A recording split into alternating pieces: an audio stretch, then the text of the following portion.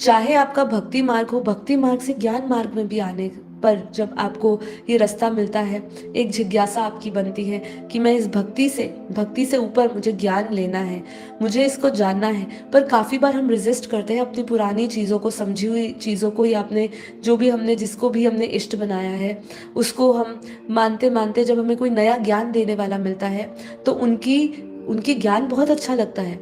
उनको आप गुरु भी बनाते हो, लेकिन फिर भी आपको कहीं न कहीं रेज़िस्ट करते हैं आप, क्योंकि आपने कई सालों तक, मान लो अपने जीवन के 30 से 40 साल तक आपने उनके ऊपर आपने बहुत अटूट विश्वास रखा होगा। लेकिन जब आपको नया ज्ञान मिला, उस पे भी आपने विश्वास किया, लेकिन दिक्कत यही है कि आप पूर्णतः इस पे नहीं चल पाते हो। पूर्णतः इसलिए नहीं चल पा रहे हो, कहीं न कहीं आपका ज्ञान अधूरा है। आपको हर चीज़ समय आने पर ही धीरे-धीरे आपको जब उपलब्धियाँ होगी इस ज्ञान से, ज्ञान की जब उपलब्धियां होती है, तब व्यक्ति धीरे धीरे अपनी पुराने बिलीफ सिस्टम्स को छोड़ता जाता है। ठीक है, तो जब आपको ज्ञान होगा कि भाई आप ब्रह्म स्वरूप हो, उसी ब्रह्म को कई लोगों ने शिव कहा, तो वही जब आप ब्रह्म स्वरूप बन जाओगे, शिवोहम बन जाओगे, शिव समान बन जाओगे, तब आप जानोगे कि जिसको आप पूज रहे हो आप उससे भी ऊपर हो।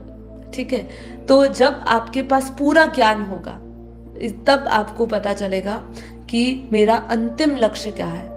मुझे तब आपको भेद पता चलेगा कि जो आप बिलीफ सिस्टम पे चलते आए हो, वो बिलीफ सिस्टम सत्य है, या जो मुझे अभी मार्ग मिल रहा है, जो मुझे अनंत ब्रह्मांडों का ज्ञान मिल रहा है, जो मुझे अनंत शक्तियों का ज्ञान दे रहा है कि तुम में अनंत शक्तियां हैं, बेहद की शक्ति है। जब आप इस महामंत्र से जुड़ जाते हो, इस ज्ञान से जुड़ जाते हो, तब आपके सारे पुराने बिलीव्स खत्म हो जाते हैं।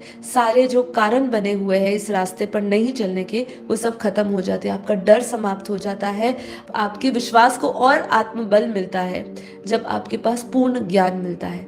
इसलिए हमेशा ज्ञान की दृष्टि अपनी हमेशा तत्पर तैयार रहिए, अपनी ज्ञान की दृष्टि से देखने के लिए हर एक चीज को।